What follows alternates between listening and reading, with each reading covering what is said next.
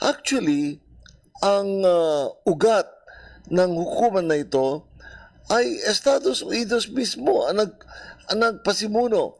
Nung tapos ang ikalawang digmaan, yung Second World War, at ang Estados Unidos, hinikayat niya ang mga so-called Allied forces, France, Russia, the Soviet Union at the time,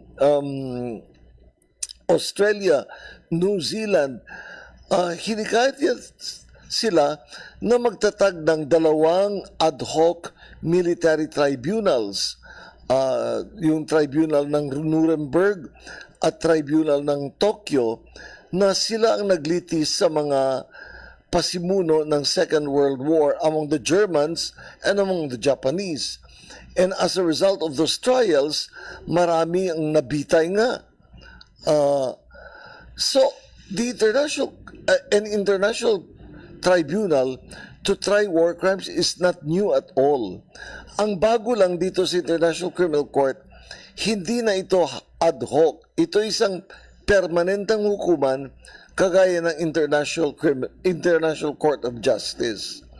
At yun nga, actually it should be welcomed kasi ang hukuman nito ay siyang guarantee na yung mga pinakamabigat na krimen na pwedeng gawin ng isang tao o isang leader ay maparusahan.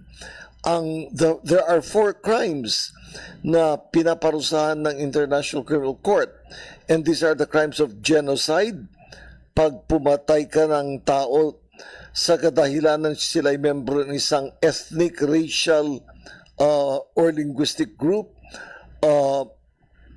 war crimes, for example, gumagamit ka ng incendiary bombs or gumagamit ka ng nuclear weapons or sinasali mo sa patayan yung mga civilian, those are war crimes. Third, crimes against humanity, na siyang title ng crimes na hinaharap ni Digong Duterte. And finally, the crime of aggression. So, these are the most serious crimes. And ang napakabuting aspeto ng International Criminal Court, siya ang bibigay ng garantiya sa buong mundo na sino man ang gumawa ng mga napakabigat na krimen na ito ay mapapanagot.